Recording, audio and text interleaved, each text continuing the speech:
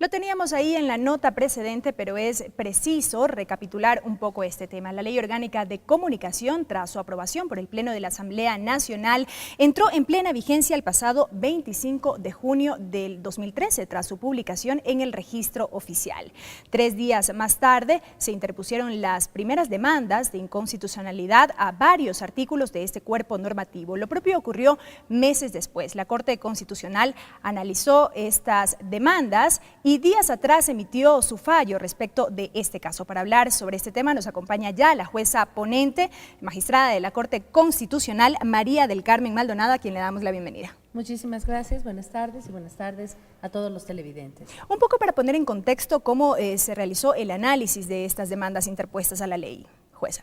Bien, el análisis fue profundo, fue exhaustivo, requirió de insumos técnicos especializados que hemos solicitado durante la sustanciación a organismos técnicos previstos en la propia Ley Orgánica de Garantías Jurisdiccionales y Control Constitucional, que es el SEDEC y nuestra Secretaría Técnica Jurisdiccional. Pedimos también insumos a centros de estudios superior y todo esto con el fin de formarnos un criterio para mejor resolver. Adicionalmente, también contamos con una audiencia pública a la que fueron invitados todos a través de nuestra página web institucional, y a esa audiencia acudieron personas que representaban a entidades estatales, pero también a determinados colectivos y adicionalmente ciudadanas y ciudadanos. La Ley Orgánica de Comunicación consta de 119 artículos. ¿Cuántos finalmente fueron demandados?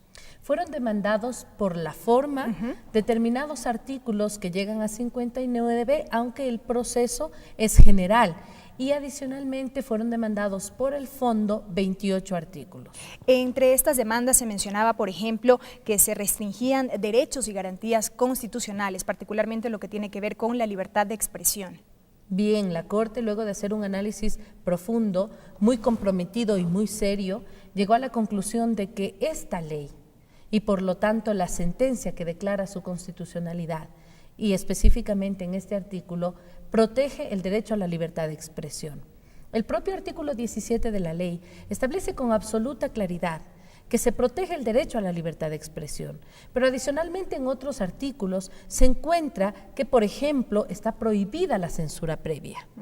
Y adicionalmente se encuentra que se divide el contenido comunicacional entre información y comunicación, debiendo la información reunir determinadas características establecidas en la Constitución de la República, en el artículo 18, y debiendo también la opinión, aunque no reunir esas mismas características, porque la ley distingue perfecta y razonablemente estos dos términos, sí genera responsabilidad, como es lógico, porque los derechos encuentran limitaciones justamente para permitir el ejercicio de otros derechos. Y la libertad de expresión sí encuentra su límite en el ejercicio de la responsabilidad cuando, por ejemplo, está de por medio el derecho al honor y buen nombre de las personas. En lo que tiene que ver a las demandas en cuanto a la forma, se argumentó que varios de los artículos que fueron incluidos en esta normativa no fueron debidamente discutidos o debatidos al interior del Pleno de la Asamblea Nacional, precisamente cuando se produjo el segundo debate. Sí, en efecto, esa es una de las argumentaciones. Existen varias, como por ejemplo la ilegitimidad del ponente o la ilegitimidad de la comisión ocasional. En este caso, la Corte Constitucional ha llegado a la conclusión, luego de un análisis pormenorizado, foja por foja, de los expedientes que remitió la Asamblea Nacional a la Corte Constitucional, que el proceso de formación legislativa de esta ley cumplió con todas las reglas y los procedimientos establecidos en la Constitución y en la Ley Orgánica de la Función Legislativa.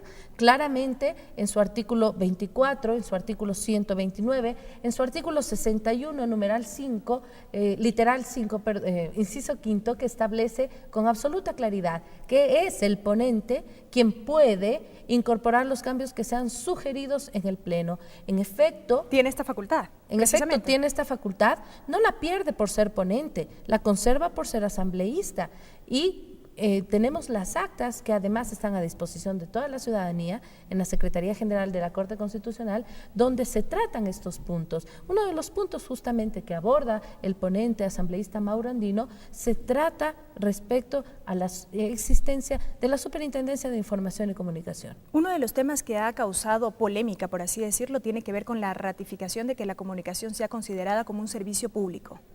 Sí, en efecto, y la Corte Constitucional encuentra que es constitucional este artículo. ¿Por qué?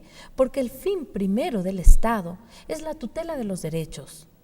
Y de esta manera, entonces, al prestarse un servicio público, debe hacerlo con calidad, con eficiencia, con universalidad, con generalidad, con eficacia.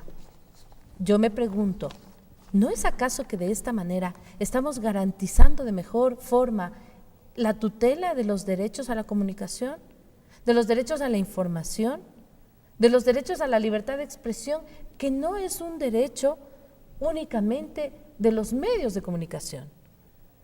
El derecho a la libertad de expresión es un derecho de cada uno de los ciudadanos y de las ciudadanas de este país. Sin embargo, uno de los cuestionamientos respecto a este punto tiene que ver con que aquello no consta, por ejemplo, en la Constitución de la República. No consta en la Constitución de y la es República. más, es sujeto ahora mismo de este proyecto de enmiendas que se plantea a la Constitución. Expresamente el artículo 314 determina ciertos servicios públicos, pero existe allí una remisión expresa al legislador con la facultad de que éste pueda expedir, pueda catalogar nuevos servicios públicos. El artículo 314 de la Constitución de la República es muy claro. Establece determinados servicios públicos y además deja a salvo otros que determine la ley. Como en efecto esta ley cataloga un nuevo servicio público. Uno de los demandantes a varios artículos de la Ley de Comunicación, me refiero al asambleísta Luis Fernando Torres, días atrás en rueda de prensa argumentaba que sobre este punto en particular, el haber ratificado la constitucionalidad de que la comunicación sea considerada un servicio público, un poco en este punto la Corte habría anticipado criterio a propósito de que, como decíamos hace unos minutos, se tramita actualmente este proyecto de enmiendas en este punto también. No encuentro de qué manera pueda la Corte anticipar criterio cuando se trata de dos acciones totalmente diferentes. Nosotros hemos emitido un fallo respecto a demandas de inconstitucionalidad de una ley. Lo que se ha recibido por parte de la Asamblea Nacional es un pedido de un grupo de asambleístas con la intención de lograr modificaciones a la Constitución de la República, y lo que le han preguntado a la Corte Constitucional es cuál es el camino a seguir. Procedimiento.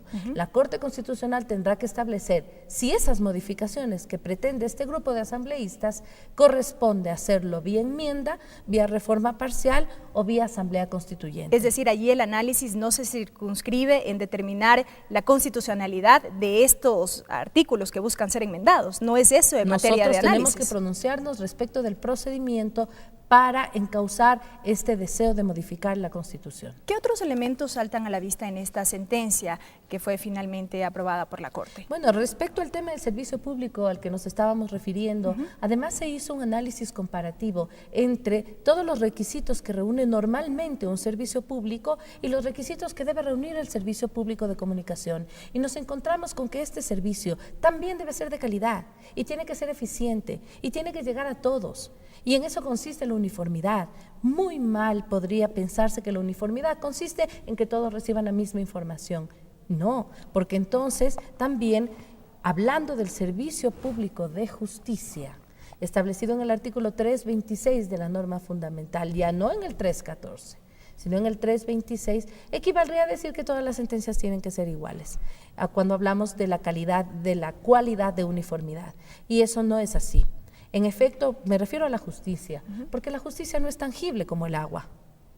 Muchos ponen el ejemplo de equiparar a la comunicación como el servicio público del agua, diciendo que no puede asemejarse el agua a la comunicación. Precisamente ahí es donde radica el cuestionamiento desde distintos sectores. Exactamente, sí, de acuerdo. La comunicación no es tangible, como la justicia no es tangible, pero no por eso deja de ser un servicio público, porque la característica del servicio público radica en que es de un interés colectivo, y la comunicación sin duda es de interés colectivo. Esta sentencia emitida por la Corte ya fue notificada a las partes. Fue notificada a las partes el día 22, lunes 22, pese a que el fallo se expidió el miércoles 17 de septiembre. ¿Qué pasó aquí? El artículo 30 del Reglamento de Sustanciación de Procesos de Competencia de la Corte Constitucional establece con absoluta claridad que se debe notificar el fallo 24 horas después de que éste ha sido suscrito por el presidente y por el secretario. Erróneamente se ha dicho que debe ser notificado a las 24 horas de haber sido expedido el fallo. No es así. Es a las 24 horas de haber sido suscrito por el presidente y el secretario, lo cual tiene lógica, porque un fallo tiene que ser analizado por 9 magistrados, quienes incorporan sus observaciones, quienes incorporan sus inquietudes, sus adiciones, y entonces, una vez que estas son procesadas, son suscritas y posteriormente notificadas. Y una vez que ya ocurrió la notificación, ¿qué es lo que procede? ¿Las partes involucradas tienen la posibilidad de interponer otros recursos? ¿Qué es lo que procede? Procede el recurso horizontal de aclaración y ampliación. Que no modifica la sentencia de ninguna manera. De ninguna manera modifica el fondo de la sentencia ni la decisión. ¿Cuándo vence el plazo para aquello?